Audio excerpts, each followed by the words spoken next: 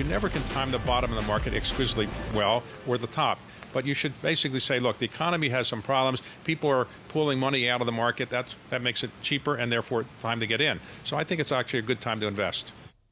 That was Carlyle Group co-founder David Rubenstein earlier this week at the World Economic Forum with some encouraging words for investors looking to get into the markets. But what can investors expect once they step foot into the volatile trading environment? We have PNC Asset Management Group Chief Investment Officer Amanda Agati here to discuss. Amanda, always a pleasure to speak with you and grab some of your time.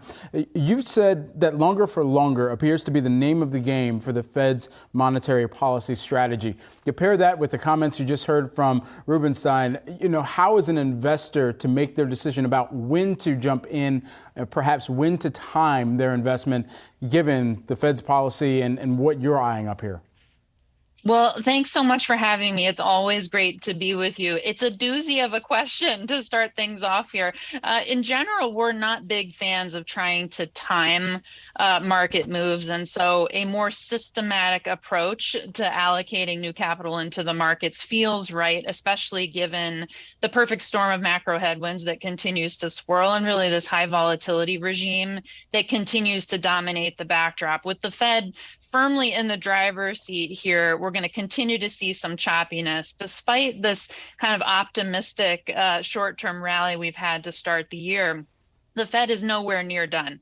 The Fed definitely has much more to do, and that's why I keep saying it's sort of a longer for longer dynamic here. More rate hikes to come, obviously, potentially a higher terminal rate and a longer overall sustained tightening cycle. So with those being the big drivers in terms of the outlook, the backdrop, financial conditions, I think it's going to be choppy waters for investors, but that doesn't mean that we shouldn't be actively invested in markets here.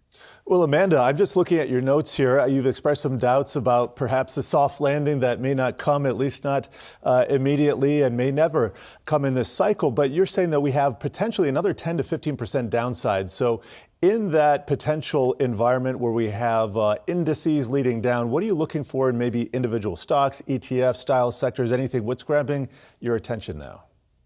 Well, I think for right now, we're still playing defense with the idea that we might have some more significant price declines ahead. You have to be playing a little bit of defense. So in general, we're positioned more towards favorability around U.S. over international, larger over smaller capitalization, and a bit more value oriented than growth, although that bet can kind of go a little bit either way. So not strongly tilting into value. But I think what's interesting in this environment is investors don't have to push too far out the risk curve like they have in prior years, given where interest rates are moving to. So on the fixed income side, we're not feeling quite as ambitious in terms of moving into below investment grade credit. We still think there are opportunities in investment grade here.